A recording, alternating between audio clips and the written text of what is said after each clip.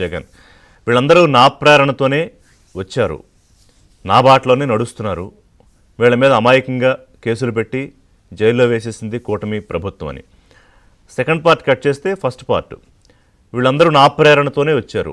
Yes, ఇవాళ మీరు ఇచ్చిన సర్టిఫికేట్ ఏంటంటే మీ ప్రేరణ ఏంటో చూద్దాం ఒకసారి. మీరు రాజకీయాల్లోకి రాకముందు, సరే పార్టీ పెట్టకముందు ఎంపీగా ఉన్నప్పుడు కూడా, రాజశేఖర రెడ్డి అధికారంలో ఉన్నప్పుడు, ఆయన ముఖ్యమంత్రిగా ఉన్నప్పుడు మీరు షెల్ కంపెనీలు పెట్టి క్విడ్ ప్రోకో చేసి వేల కోట్లు దోచేసిన ఘనత మీ ప్రేరణ. ఆ ప్రేరణ తీసుకున్నారు ఇవాళ లిక్కర్ స్కామ్ నిందితులుగా ఉన్న వీళ్ళంతా.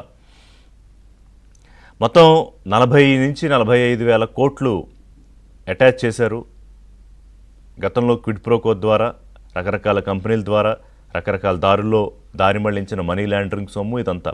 ఇప్పటికీ దానికి సంబంధించిన కేసులు, దాని బెయిల్ మీదే ఉన్నారు మీరు. ఆ తర్వాత మీ మార్గంలో మిమ్మల్ని ఆదర్శంగా తీసుకుని వచ్చిన మిథున్ రెడ్డి కానివ్వండి, చెవిరెడ్డి భాస్కర్ రెడ్డి కానివ్వండి, అనిల్ కుమార్ యాదవ్ కానివ్వండి, కాకాని గోవర్ధన్ రెడ్డి కానివ్వండి, సో అండ్ సో, వీళ్ళందరూ కూడా అదే బాటలో వెళుతున్నారు. అదే మీరు నేను సర్టిఫికేట్ ఇచ్చారు. ఆ నిజాయితీకి మిమ్మల్ని మెచ్చుకోవాలి.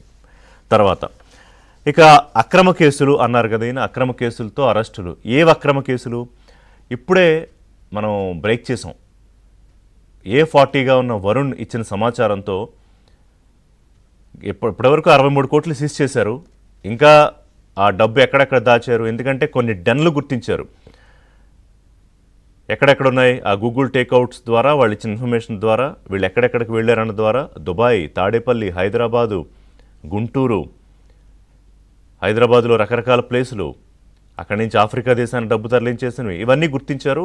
ఇంకా ఇక్కడ ఎక్కడెక్కడైతే దాచారో, అంటే కేవలం కొన్ని ఫ్లాట్స్ తీసుకుని అందులో డబ్బు దాచారు అని చెప్పి గుర్తించారు కదా, అది 12 బాక్సుల్లో 11 కోట్లు దొరికింది. ఇది జస్ట్ ఒక్క ప్లేసులో ఒక నిందితుడు ఇచ్చిన సమాచారం ఆధారంగా సిట్ అధికారులు చేసిన సోదాల్లో దొరికిన డబ్బు.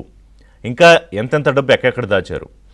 వాసుదేవరెడ్డి అతని డిప్యుటేషన్ మీద తీసుకొచ్చి, వాసుదేవరెడ్డికి కీలకమైన పోస్టింగు, అతన్ని అప్పుడు చీఫ్ సెక్రటరీ ఇరిగేషన్ శాఖలో నియమించాలి అనుకున్నప్పుడు కాదని ముఖ్యమంత్రి స్వతహాగా ఆయనే చొరవ తీసుకుని బెవరేజెస్ కార్పొరేషన్లో ఆయన పెట్టి ఎండీగా, తర్వాత ఆయన్ని కార్పొరేషన్కి కమిషనర్ చేసి మొత్తం ఆయన కన్సర్న్లో ఈ లిక్కర్ స్కామ్ అంతా జరిపించారు.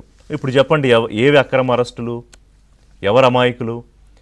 సో పోనీ ఆ లిక్కర్ స్కామ్ కాకుండా మిగతా కేసులు చూస్తే, కాకాని గోవర్ధన్ రెడ్డి అక్రమ మైనింగ్, క్వాడ్స్ అక్రమ మైనింగ్, అలాగే ఆయనకు సొంత టోల్ గేట్ ఏర్పాటు చేసుకున్నాడు. సో ఇది అక్రమమా ఆయన అరెస్ట్ చేయడం, కేసులు పెట్టడం? ఇక టీడీపీ కార్యకర్తలపై దాడి, మరియమ్మ హత్య కేసుతో పాటు 12 కేసుల్లో ఉన్న నందికం సురేష్, మీరు అంటున్న దళితుడు, కులం యాంగిల్ తీసుకొస్తారు ఎక్కడైనా ఉంటే, మతం కులం యాంగిల్ బాగా వర్కౌట్ అవుతుంది అని. సో అతని మీద కేసులు పెట్టి అతను జైలుకి వెళ్ళాడు అంటే అది తప్ప? మరి మర్డర్ కేసులో ఉన్న వాళ్ళు జైలు పెట్టకపోతే, కేసులు పెట్టకపోతే ఏం చేస్తారు? ఇక వంశీ, వల్లభనేని వంశీ, అతను మాట్లాడిన బూతుల మీద కేసులు లేవు, బట్ అతను టీడీపీ ఆఫీస్ మీద దాడి, లేకపోతే ఈ నకిలీ సర్టిఫికేట్లు, దొంగ సర్టిఫికేట్లతో భూములు కాజేసే దాడుల్లో కేసుల్లో అతను జైలుకి వెళ్ళొచ్చాడు. ఇంకా చాలామంది ఉన్నారు ఈయన పెట్టిన అమాయకులు అనేవాళ్ళు. అంటే మీరు తప్పులు చేయించేటప్పుడు మీ మాస్టర్ బ్రెయిన్తో, క్రిమినల్ బ్రెయిన్తో వీళ్ళందరూ దాన్ని ఎగ్జిక్యూట్ చేసినప్పుడు లేని బాధ, దొరికిపోతే తప్పుడు కేసులు, అన్యాయం ఎలా అవుతుంది? ఇదంతా ఎక్కడంటే నిన్న పిఎస్సి సమావేశంలో పార్టీ నేతలతో మాట్లాడుతూ ఈ బాధ వ్యక్తం చేశారు జగన్మోహన్ రెడ్డి. అందులో ఆయన ఏమంటారంటే ఒక యాప్ తీసుకొస్తామని చెప్పారు. ఆ అప్లికేషన్, మొబైల్ అప్లికేషన్ ఉంటుంది కదా, యాప్ అంటాం కదా, అది తీసుకొస్తారట. దాని ద్వారా ఏంటంటే అతి త్వరలోనే రిలీజ్ చేయబోతున్నారు దాన్ని. ఎవరైతే ఇప్పుడు కూటమి ప్రభుత్వంలో వైసీపీ నాయకులను వేధిస్తున్నారో, లేకపోతే తప్పుడు కేసులు, అంటే ఆయన భాషలో తప్పుడు కేసులు, అక్రమ కేసులు పెడుతున్నారో, ఎవరైతే వీళ్ళ బల ప్రదర్శనని అడ్డుకుంటున్నారో, పోలీసులు నిబంధనలు అతిక్రమిస్తే అలా చేయకూడదని చెప్తున్నారో, వీళ్ళందరినీ ఆ యాప్లో నమోదు చేయొచ్చు. ఎవరు? వైసీపీ కార్యకర్తలు, వాళ్ళందరికీ ఉంటుంది అది. అలాగే ఆ కేసు సంబంధించిన డీటెయిల్స్, అధికారి ఎవరు, లేకపోతే ఆ నాయకుడు ఎవరు, దానికి సంబంధించిన ఒక విజువల్ ఎవిడెన్స్, ఇవన్నీ పెడతారు. ఎందుకంటే రేపు అధికారంలోకి వచ్చాక ఈ తెలుగుదేశం పార్టీ నాయకులకి, ఈ పోలీసులకి, ఇప్పుడు అందరికీ చేసిన వాళ్ళందరికీ మామూలుగా ఉండదని చెప్తున్నారు ఆయన. ఇప్పటికే అనేకసార్లు బెదిరించారు, పోలీసులని బట్టలోడు తీస్తూ ఉన్నారు, సినిమా చూపిస్తూ ఉన్నారు, రప్ప నరికేస్తాం ఇంటికెళ్ళని ఆయనతో పాటు పార్టీ నాయకులు వీళ్ళందరూ అనేక సందర్భాల్లో చెప్పారు.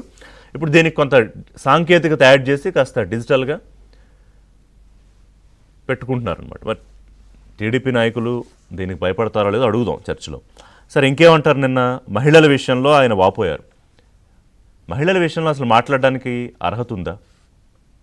రాజధాని మహిళల విషయంలో నీచంగా అన్యాయంగా మాట్లాడించి దాన్ని కనీసం సారీ కూడా ఫీల్ అవ్వకుండా దాంట్లో జరిగిన అరెస్టులు వాళ్ళని వెనకేసుకొచ్చి నిన్నగాక మొన్న ప్రశాంత్ రెడ్డి ఎమ్మెల్యేపై ఇష్టం వచ్చినట్టు నీచంగా మాట్లాడిన ప్రసన్న కుమార్ రెడ్డిని మీరు రేపు పరామర్శకి వెళ్తున్నారంటే అతను చూడడానికి అసలు ఉందా ఏమన్నా ఆలోచన లేదా? మళ్ళీ మీరు మహిళలు వాళ్ళ ఆత్మాభిమానం వాళ్ళ గౌరవం గురించి మాట్లాడే అర్హత ఉందా? అంటే ఒక మాట మాట్లాడేటప్పుడు ఆలోచించుకోవాలి కదా, ఒకసారి మనం ఏం చేస్తున్నాం అనేది చూసుకోవాలి కదా, అది మాట్లాడతారు. మీకు అవినీతి అంటారు, కరప్షన్లు, కలెక్షన్లు, ఇవి ఎవరి పేటెంటు? ఇందులో పిహెచ్డీ చేసింది ఎవరు?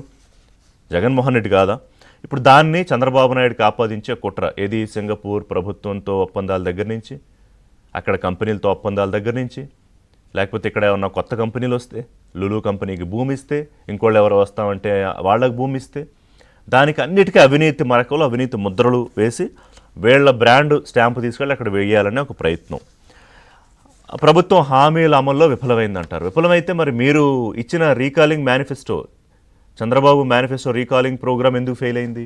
ప్రజలందరూ వచ్చి మీకు చెప్పుకోవాలి కదా, ఇదిగో సార్ మీరు చేస్తున్న ప్రోగ్రామ్ కరెక్టే, వీళ్ళు ఏం చేయలేకపోయారు ఏడాదిలోని. ఒక్కళ్ళు రాలే, అసలు మీ ప్రోగ్రామే అట్టర్ ఫ్లాప్ అయింది.